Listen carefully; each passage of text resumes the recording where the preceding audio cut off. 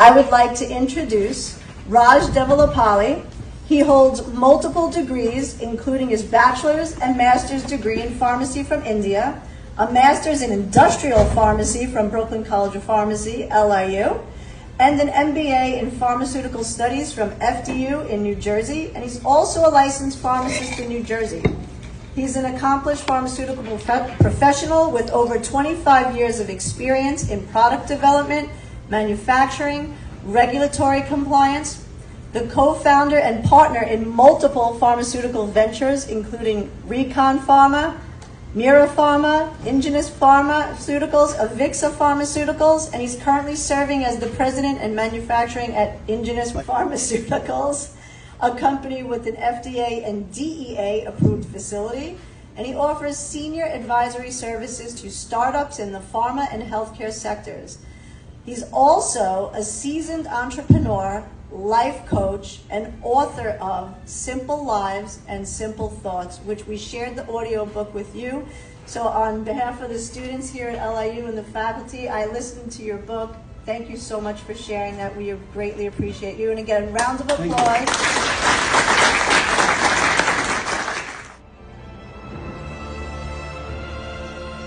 Thank you for this opportunity that I would like to talk about my life, my journey, and how I started my grad program here in Long Island University. So 37 years ago, I joined LIU, Arnold and Mary Schwartz College of Pharmacy, like you guys. I came to US with a lot of dreams, a lot of aspirations, and one fine day, I landed in JFK, and the challenges for me started from that time onwards. You know, life has many challenges, right? We all go through challenges, but those are the life lessons that we learn. If we don't have challenges, if the life is kind of very easy, then it kind of becomes mundane and very boring. If you want to achieve something, if you want to do something very meaningful, you will have people coming to you appreciating your hard work, because getting there is not an easy task, right? If everybody can get there and fulfill their dreams, then everything is going to be like great, like, you know, there are no challenges. But people go through a lot of grinding, and there's a lot of grit involved and a lot of seriousness involved if you want to become successful, or you want to add value in whatever you want to do. As a child, I think, you know, as a children, we play. You don't have much of the responsibilities, you know, as life goes easily, you know, other than doing the homework, which is, of course, the boring stuff, listening to classes. But then that's it. You come home, you play. You nowadays, you know, with the social media, the Instagrams, the Reels, people are kind of, you know, on the phones all the time, right? When I came to this country, there was no cell phone, and the internet was there, but it's not available for people.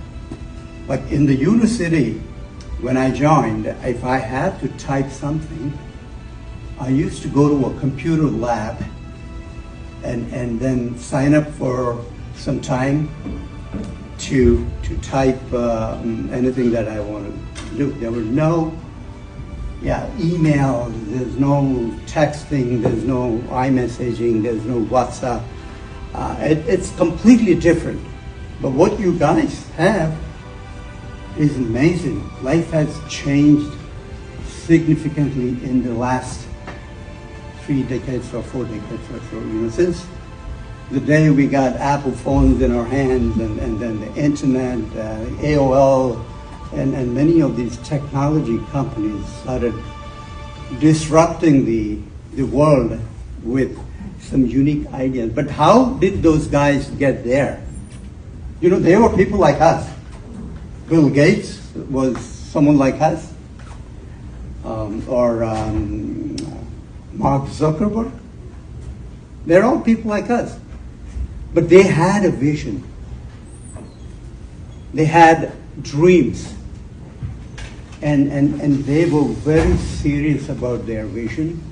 They were very serious about their ambitions, aspirations.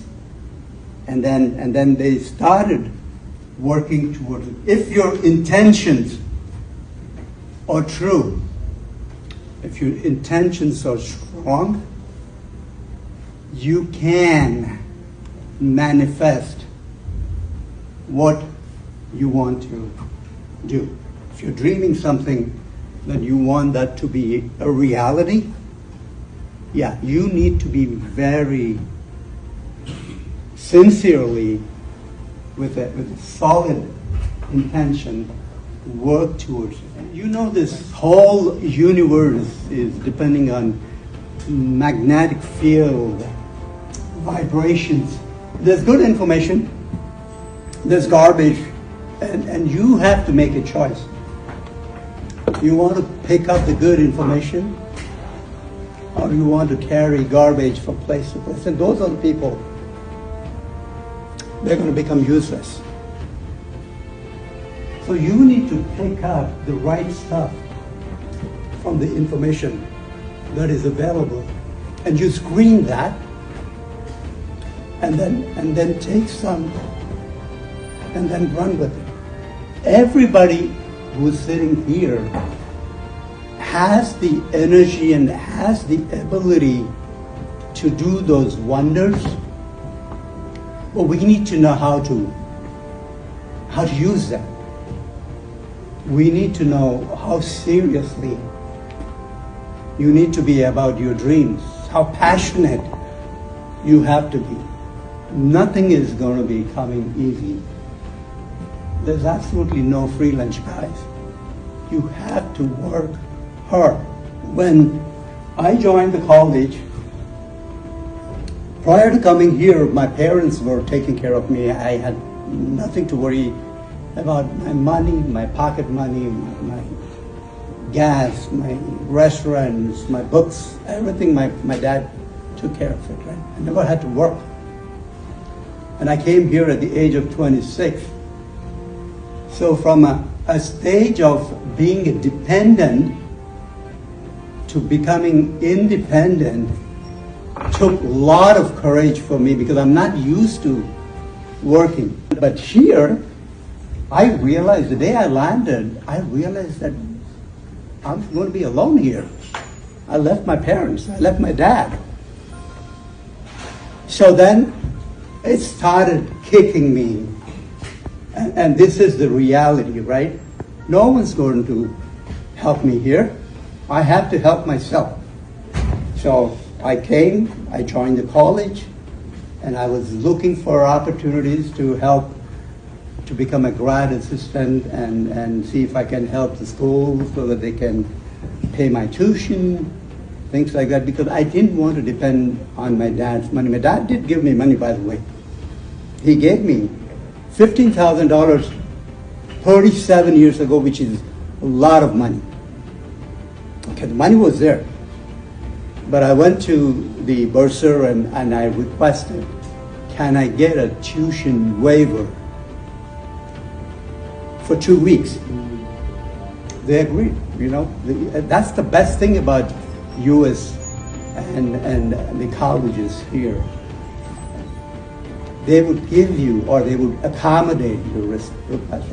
So I had 2 weeks to find something to support myself, or end up spending my dad's money, right? So go back and become a dependent again. So, and that was the time I started working and hustling and going and talking to each department chairperson or department directors, yeah, can I work for your department? Right?